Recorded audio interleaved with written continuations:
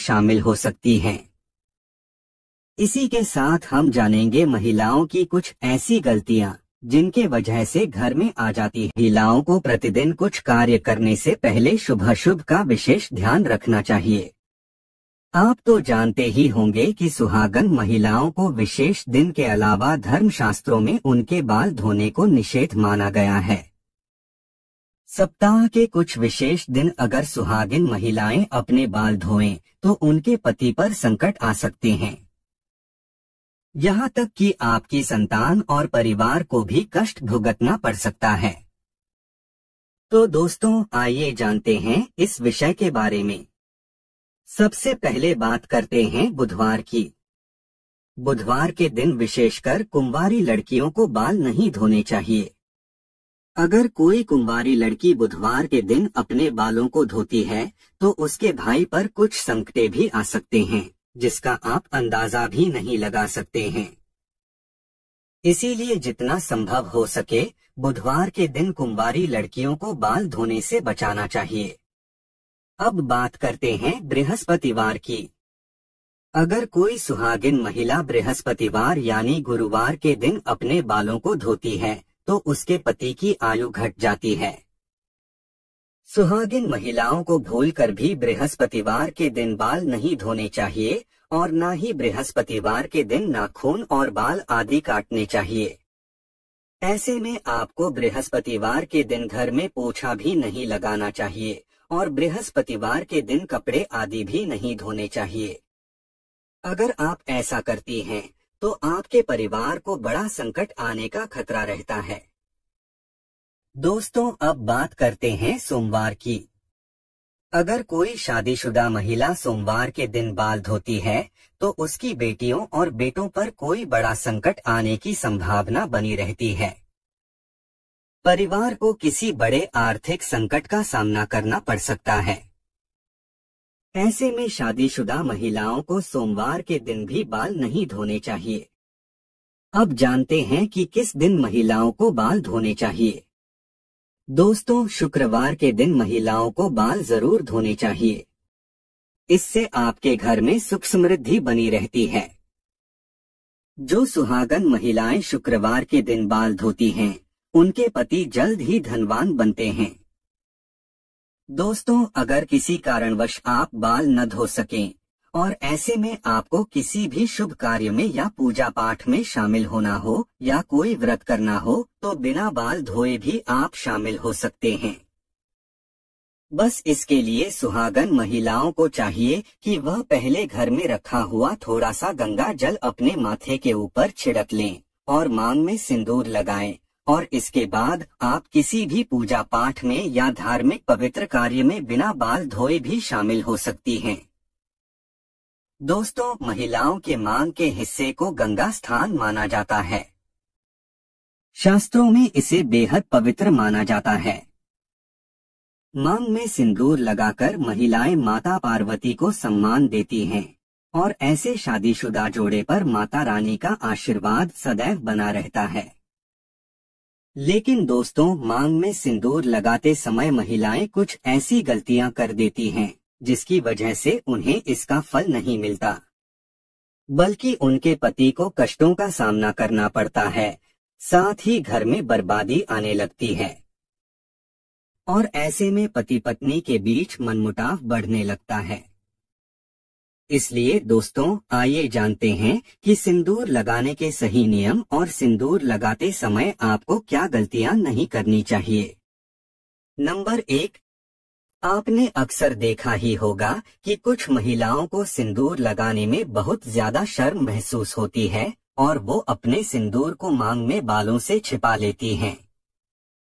लेकिन जो महिलाएं अपने सिंदूर को मांग में छिपा लेती हैं या थोड़ा सा सिंदूर लगाती हैं, उनके पति को समाज में मान सम्मान और यश नहीं मिल पाता है। नंबर 2, जो महिलाएं सिंदूर ज्यादा लंबा लगाती हैं उनके पति को समाज में मान सम्मान खूब मिलता है। हर तरफ उनके पति की इज्जत होती है और उनके पति अपने लक्ष्य को प्राप्त करने में सफल रहते हैं जो वो प्राप्त करना चाहते हैं। इसके अलावा सुहागन महिलाओं को सिंदूर लगाते समय पहले अपनी सिंदूर दानी को माथे से लगाना चाहिए और उसके बाद ही सिंदूर लगाना चाहिए। नंबर 3, सिंदूर लगाने के सही नियम। सिंदूर लगाने से पहले सिंदूर दानी को माथे से लगाएं। जब भी कोई सुहागन महिला सिंदूर लगाए तो सबसे पहले अपनी सिंदूर दानी को माथे से छुएं, फिर सिंदूर लगाएं।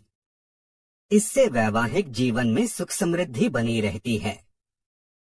नंबर 4, नाक की सीध में लगाएं सिंदूर।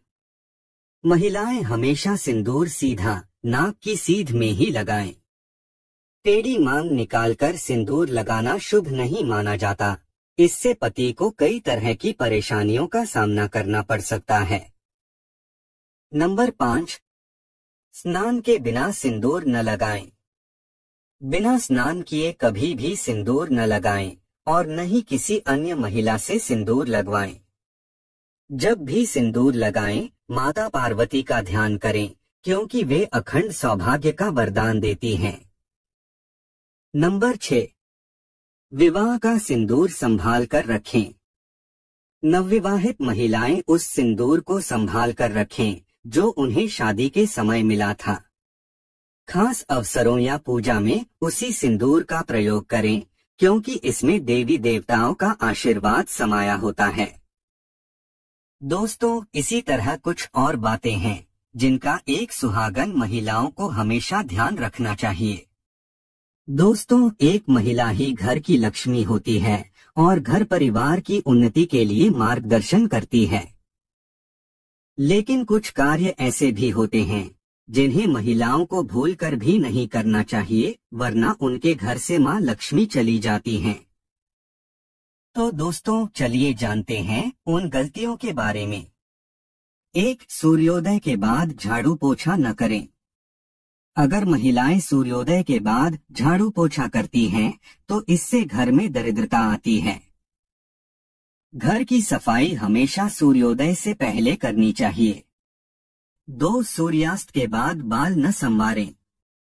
वास्तु के अनुसार सूर्यास्त के बाद बालों में कंघी करना मां लक्ष्मी को अप्रसन्न कर सकता है और इससे घर में आर्थिक परेशानियां बढ़ सकती हैं।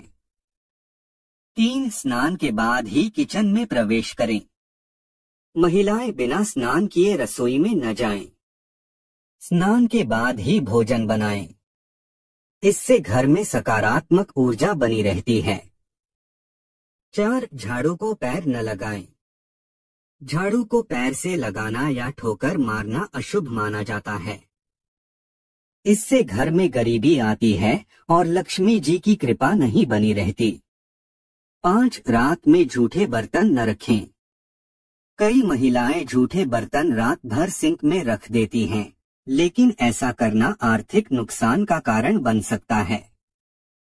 रात में सोने से पहले सभी बर्तनों को साफ करना जरूरी है। 6, किसी को सिंदूर दानी न दें। सुहागन महिलाओं को अपनी सिंदूर दानी किसी और को नहीं देनी चाहिए। जब भी सिंदूर लगाएं तो इसे अकेले में लगाएं या फिर सिर पर पल्लू डालकर लगाएं। इससे बुरी नजर नहीं लगती। 7, चूड़ियां, पायल और बिछिया साझा न करें। सुहागन महिलाओं को अपनी चूड़ियां, पायल, बिछिया या बिंदी किसी और के साथ साझा नहीं करनी चाहिए। ऐसा करने से पति के स्वास्थ्य और सफलता पर नकारात्मक प्रभाव पड़ सकता है। अगर आपको यह वीडियो अच्छा लगा तो इसे लाइक करें, शेयर करें और हमारे चैनल को सब्सक्राइब करना न भूलें।